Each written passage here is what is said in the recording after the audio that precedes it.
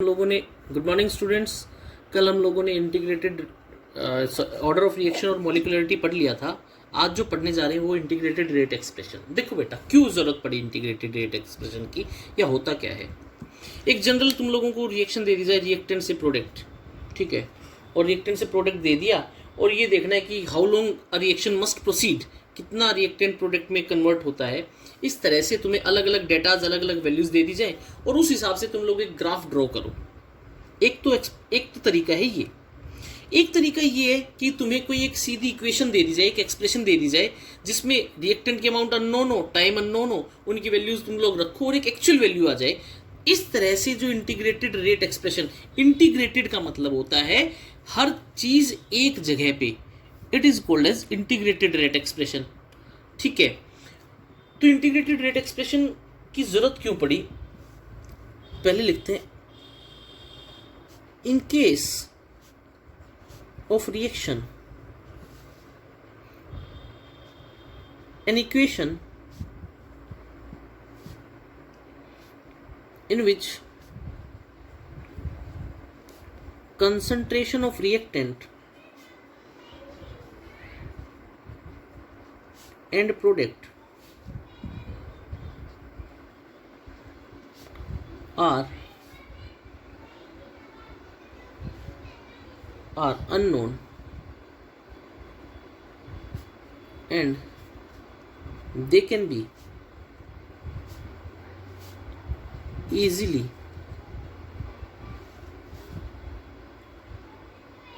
be calculated by integrated rate expression। Integrated rate expression, इसके लिए जो मैं पहला जिसके लिए निकालेंगे that is called as zero order reaction.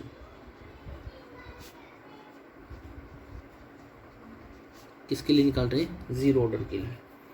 ठीक है भाई, जीरो ऑर्डर के लिए तुम लोगों ने रेज टू पावर क्या पढ़ा था? जीरो। इसका मतलब rate is independent of concentration. तो पहले लिखते हैं those reactions in which rate is independent of concentration of reactant or rate is proportional to zeroth power of concentration of reactant। बोलो बात समझ में आई या नहीं आई?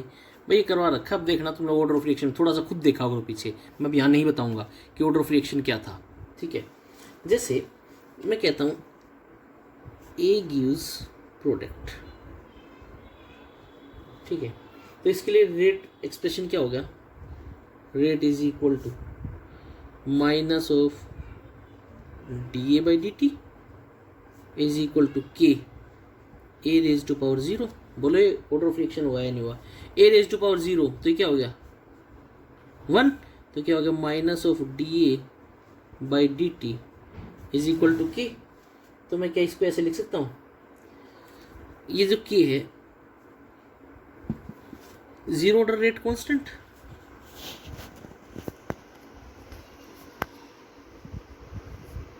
लो जी।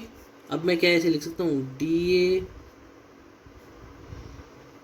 Is equal to minus of k D T.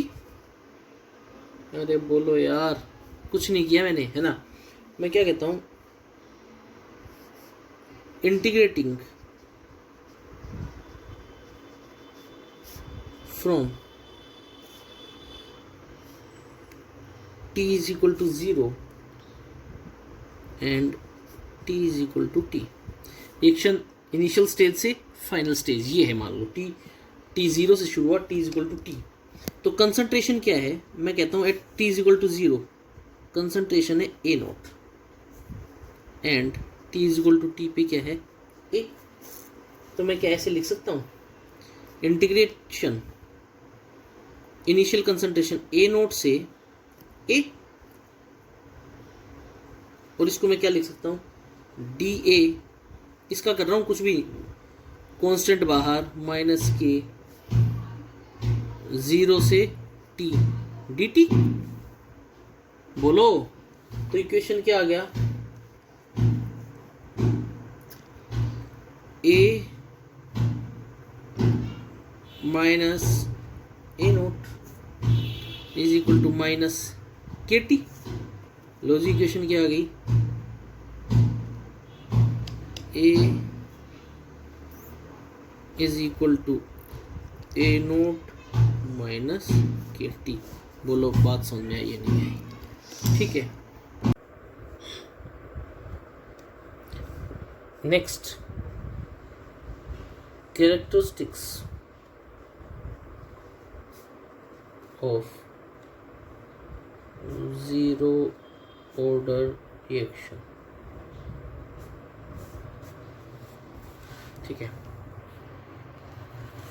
सबसे पहला कैरेक्टरिस्टिक, इक्वेशन क्या आई थी हमारे पास, A is equal to A naught minus K T. एक बार यहाँ ऊपर लिख दूँ मैं, A is equal to A naught minus K T. ठीक है, मैं क्या कहता हूँ, पहली कैरेक्टरिस्टिक ग्राफ रिप्रेजेंट करते हैं।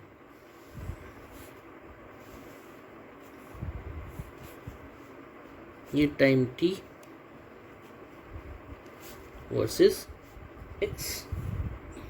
ठीक है, तो हमारे पास क्या आ गया,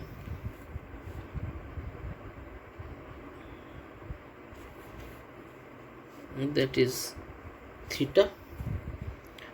स्लोप किसके बराबर होता है, tan theta is equal to k. एक छोटा सा एक अल्टरनेटिव मेथड और करवा रहा हूँ मैं, यहाँ पे करवा रहा हूँ, तुम लोगों को कैरेक्टरिस्टिक यहाँ पे लिखने। मैं एक हेडिंग डाल करके अल्टरनेटिव मेथड, जीरो ऑर्डर के लिए अल्टरनेटिव मेथड। क्या मैं ऐसे लिख सकता हूँ, देखो ध्यान से, rate of product in zero order कैसे हो सकता है, D X by D T is equal to के। तो क्या हो गया, D X is equal to K D T. Integrate कर लो, D X integrating is equal to K D T. तो एक्स क्या आ गया, के टी प्लस सी। सी यहाँ पे क्या है, x is equal to k t plus c. C is integration constant. अगर t जीरो था तो x भी कितना था, जीरो, और t जीरो x जीरो तो c भी जीरो। अरे x is equal to k t plus c था, then c is equal to zero. तो x किसके बराबर आ गया, के टी बराबर आ गया, नहीं आ गया। और इस काइनेटिक्स क्या हो गई, जीरो ऑर्डर रिएक्शन। ठीक है, अब मैं पहला कैरेक्टरिस्टिक पढ़ा रहा हूँ, अब समझ में आ गया टी ओ एक्स के कैसे ग्राफ ड्रॉ किया, टी एक्स। ठीक है, तो पहला कैरेक्टरिस्टिक क्या है, the concentration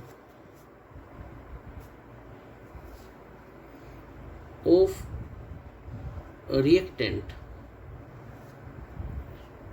decreases linearly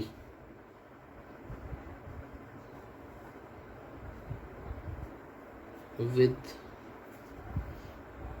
time and concentration of product increases with time। लो जी, सही तो बात है यार, ए नोट माइनस के टी। बोलो next, the time required for completion, सारे का सारा रिएक्टेंट किस में कन्वर्ट हो जाए, प्रोडक्ट में, तो किसके बराबर आएगा, t completion is equal to A note by k. A note initial concentration upon में रेट कांस्टेंट। बोलो, ये उस वक्त का कंप्लीशन है जब क्या था, time at which A is equal to 0। तो इनिशियल कंसंट्रेशन क्या लेंगे, ए नोट। ए तो था ही नहीं भाई, रिएक्शन शुरू हुई है। तीसरा, यूनिट ऑफ के। यूनिट ऑफ के क्या होगा बताओ, एक्स बाई टी। तो क्या होगा, mole litre inverse second inverse. ठीक है, नेक्स्ट, ये अल्टरनेटिव मेथड अलग है। Rate of zero order does not change with time. ये समझो क्या बात है। हम लोगों ने क्या कहा, zero order reaction is independent of concentration. तो बेटा टाइम के साथ कंसंट्रेशन चेंज होती थी, कंसंट्रेशन के ऊपर इफेक्ट नहीं, कोई कंसंट्रेशन का और जीरो ऑर्डर का कोई रिलेशन नहीं, कोई इफेक्ट नहीं। तो rate of zero order does not change with time. लो अभी कर देते हैं। ठीक है, टाइम, ये इधर क्या है, कंसंट्रेशन। ये लो जी, R naught theta, slope is equal to tan theta is equal to minus K. ठीक है, लास्ट पॉइंट, कोई भी रिएक्शन प्रोसीड हो रही है, उस रिएक्शन को जब इनिशियल कंसंट्रेशन से अगर वैल्यू हाफ रह जाए तो जितना टाइम वो लगेगा, that time is called as half life. तो हम लोग लिखते हैं the time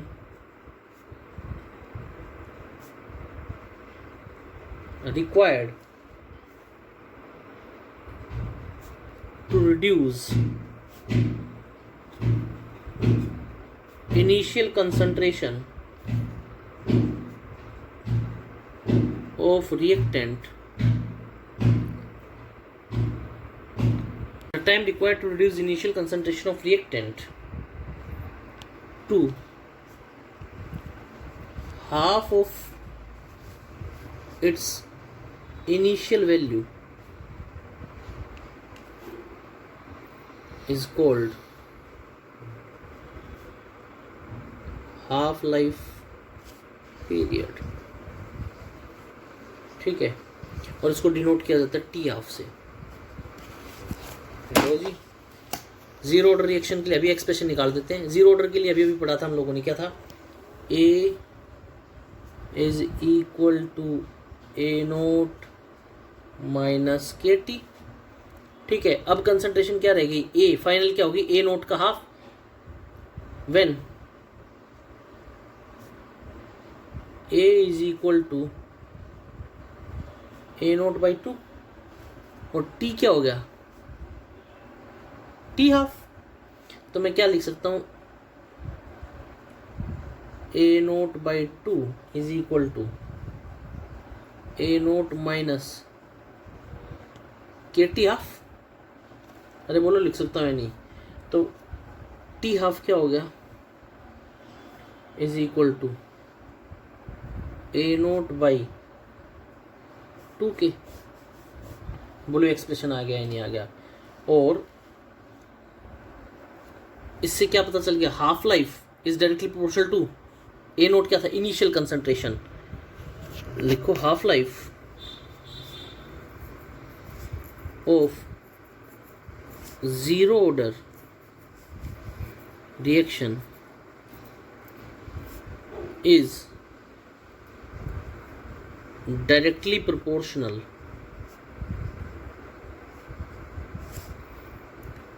to initial concentration of reactant। बोलो बेटा, बात समझ में आई या नहीं आई। लो तो बना लो ग्राफिकल रिप्रेजेंटेशन, बहुत इंपॉर्टेंट है। 3 नंबर में सीधा सीधा क्वेश्चन आता है बोर्ड के अंदर। टी यहाँ पे क्या हो गया, टी ऑफ, और कंसंट्रेशन क्या हो गई, ए नोट इनिशियल। तो लो जी, theta slope tan theta, tan theta क्या होगा 1/2k। ये था बेटा जीरो ऑर्डर रिएक्शन। एक एग्जांपल कर लेते हैं जीरो ऑर्डर का। For example, decomposition of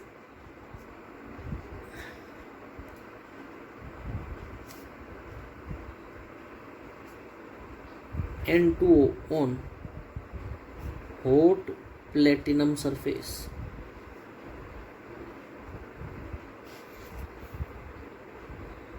N2O gives N2 plus half O2। तो लो जी, रेट किसके बराबर होगा, initial concentration N2O raise to power 0। अरे बोलो यार, तो रेट क्या होगा, rate is equal to K N2O raise to power 0। और भाई साहब रेट क्या था, dx/dt, d N2O/dt raise to power 0 1 is equal to K। बोलो बात समझ में आई या नहीं।